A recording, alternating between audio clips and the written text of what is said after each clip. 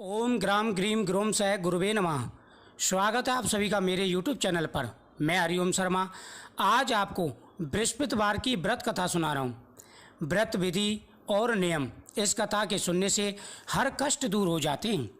जिस घर में हर गुरुवार को यह कथा सुनी जाती है उस घर में कभी भी किसी भी प्रकार का कोई कष्ट नहीं रहता, हर प्रकार के सुख और वैभव प्राप्त होते हैं। बृहस्पतिवार को जो स्त्री पुरुष व्रत करें उनको चाहिए कि वह दिन में एक ही समय भोजन करें, क्योंकि बृहस्पति भगवान का इस दिन पूजन होता है। भोजन पीले चने की दाल आदि का करें, परंतु नमक नहीं खाएं और पीले वस्त्र पहने, पीले ही फलों का प्रयोग करें। पीले चंदन से पूजन कर पूजन के बाद प्रेम पूर्वक गुरु महाराज की कथा सुननी चाहिए। इस व्रत को करने से मन की इच्छाएं पूरी होती हैं और बृहस्पति महाराज प्रसन्न होते हैं तथा धन, पुत्र, विद्या तथा मनवांछित फलों की प्राप्ति होती है। परिवार को सुख शांति मिलती है, इसलिए यह व्रत श्रेष्ठ व्रतों में से कहा गया है। इस दिन विष्णु भगवान के सामने दीपक जलाएं, एक लोटे में चने की दाल और हल्दी डाल करके दीपक जला करके हाथ में चने की दाल लेकर के कथा सुनें। कथा के बाद में वह जल केले के वृक्ष पर डालें और इस दिन केला नहीं खाना चाहिए, सिर नहीं धोना चाहिए, कपड़े नहीं धोने चाहिए। प्राचीन समय में एक राजा राज करता था। वह बड़ा प्रतापी और दानी था। नित्य गरीबों को दान देता था, प्रजा का पुत्रवत पालन करता था। लेकिन उसकी रानी वह पूजा पाठ नहीं करती थी, ना ही दान पुण्य करती थी। एक बार राजा शिकार खेलने बाहर गए हुए थे। रानी महल में अकेली थी। उसी समय बृहस्पति देव साधु के वेश में राजा के महल में भिक्षा मांगने के लिए आए। रानी से भिक्षा मांगी। रानी ने कहा, महाराज मैं तो इस दान पुण्य से तंग आ गई हूँ। मेरा पति सारा धन लुटाता रहता है, मेरी इच्छा है कि हमारा सब धन नष्ट हो जाए। साधु ने कहा, हे देवी तुम तो अजीब हो, धन संतान तो सभी चाहते हैं, पापी के घर में धन संतान होनी चाहिए।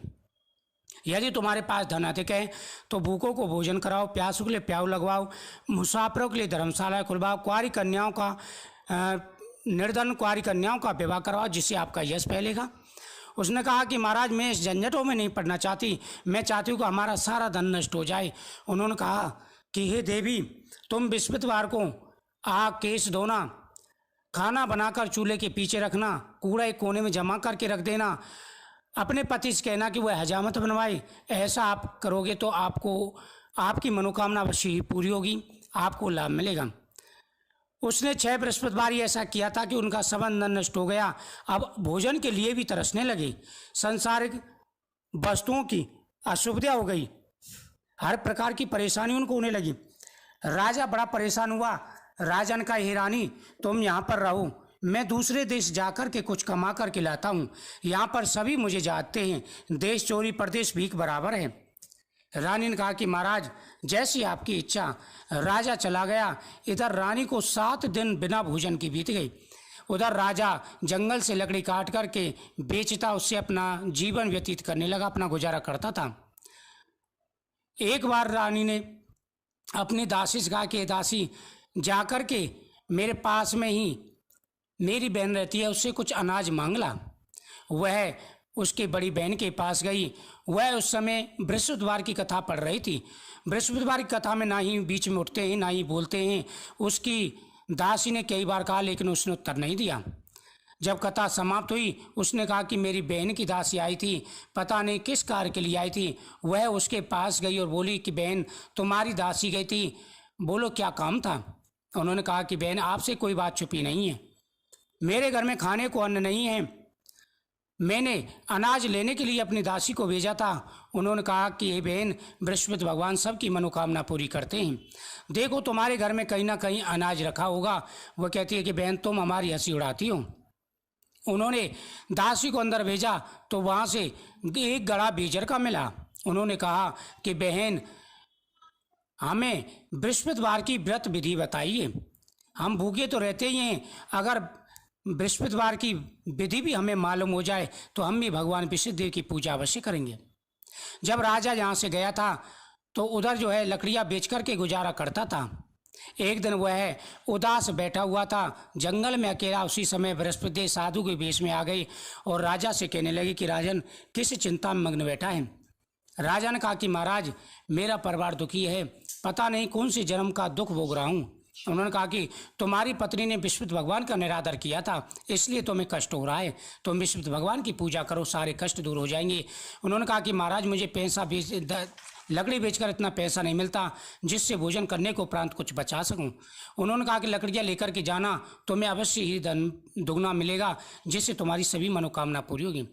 लकड़हारा लकड़ियाँ लेकर के राजा जो है जंगल से लकड़ी काट के बेचने गया।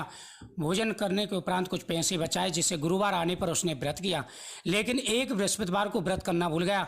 उस दिन उस नगर के राजा का यज्ञ था, विशाल यज्ञ का आयोजन किया। लकड़हारा कुछ देर से पहुंचा, इसलिए राजा उनको अपने साथ ले गया। वह भोजन करा रहा था, वहाँ पर खूंटी पर हार लटका हुआ था। खूंटी उस हार को निगल गई। रानी ने समझा कि मेरा हार मनुष्य ने चुरा लिया है, उसको जेल में डलवा दिया। वह विचार करने लगा, न जाने कौन से पूर्व जन्म के कर्म से मेरे को दुख प्राप्त हुआ है। उसी समय बृहस्पति देव वहाँ प्रकट हुए और उसने कहा कि हे राजन, तुमने विष्णु भगवान का पूजन नहीं किया, जिसके कारण तुम्हारी ये दशा हुई है। उन्होंने बृहस्पति भगवान की पूजा की, जिससे राजा को स्वप्न में विष्णु भगवान ने दर्शन दिए और कहा कि राजन, जो तुमने जेल बंद कर दिया वो राजा है, निर्दोष है, उसे छोड़ देना। रानी का हार उसी खूंटी पर लटका हुआ मिलेगा। अगर तू ऐसा नहीं करेगा तो मैं तेरा राज को नष्ट कर दूंगा। प्रातःकाल राजा ने लकड़हारे यानी राजा को मुक्त कर दिया। वह अपने नगर को पहुंचा, देखा वहाँ पर बहुत सारे बाग, तालाब, कुआं, बावड़ी आदि बन गई। उसने पूछा ये किसका है? सभी लोगों ने कहा ये रानी और दासी का है।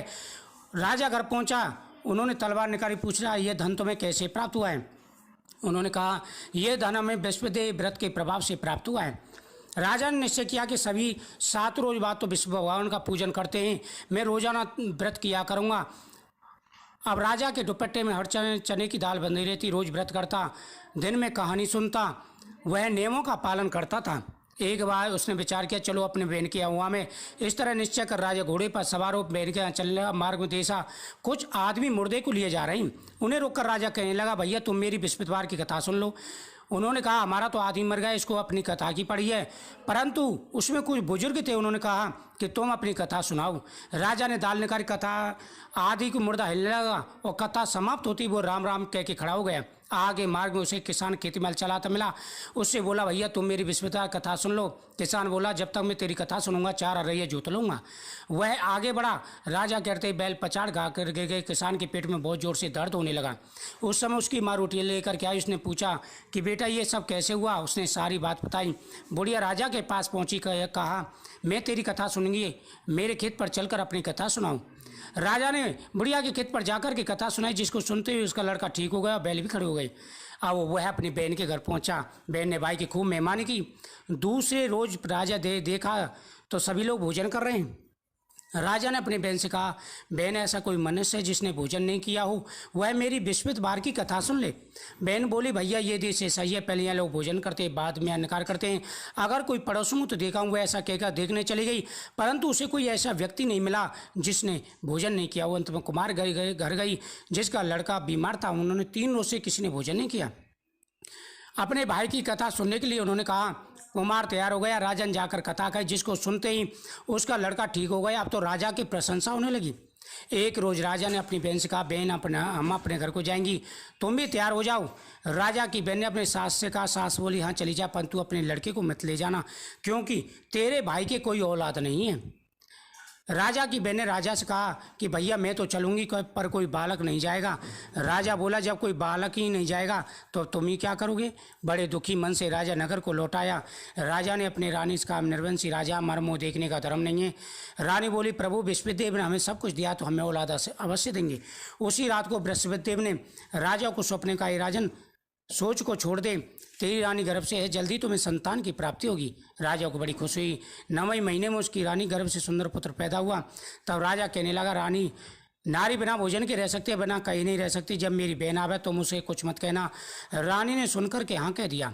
जब राजा की बहन ने सब समाचार सुना तो बहुत खुश होकर बधाई लेकर भाई के यहाँ आई। तभी रानी ने कहा घोड़ा चढ़कर नहीं आई, गधा चढ़ी आई। राजा की बहन बोली भाभी मैं इस प्रकार ना कहती तो मैं औलाद कैसे मिलती?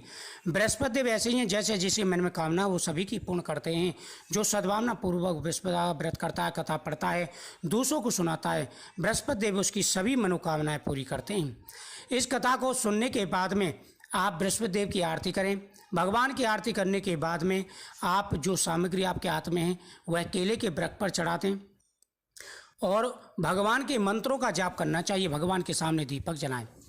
आप इस वीडियो को ज़्यादा से ज़्यादा शेयर करें, चैनल को सब्सक्राइब करें, बगल में घंटी के बटन को दबा के ऑल को दबा दें। हर वीडियो का नोटिफिकेशन पाने के लिए मेरे चैनल पर आपको हर प्रकार की कथाएं, उपायों की वीडियो प्राप्त होती रहेंगी। कमेंट में ओम बृहस्पति नमः जरूर लिखें। इस दिन ओम ग्राम ग्रीम ग्रोम सह गुरुवे नमः इस मंत्र का जाप करने से बड़े बड़े कष्ट दूर हो जाते हैं, धन की प्राप्ति होती है, हर प्रकार का सुख और वैभव प्राप्त होता है। नियमित रूप से आप प्रत्येक बृहस्पतिवार को इस कथा का श्रवण जरूर करें और नियमों का पालन जरूर करें। जो मैंने आपको नियम बताए हैं, आपकी प्रत्येक मनोकामना अवश्य ही पूरी होगी। तो मुझे उम्मीद है आपको ये कथा बहुत ही अच्छी लगी होगी। बृहस्पति भगवान आप सभी की मनोकामना अवश्य ही पूरी करेंगे। इस कथा को सुनते समय आप हाथ में जो चने की दाल है वह केले के वृक्ष पर आप चढ़ाएं और भगवान से क्षमा याचना पूर्वक प्रार्थना करनी चाहिए। ओम बृहस्पति नमः।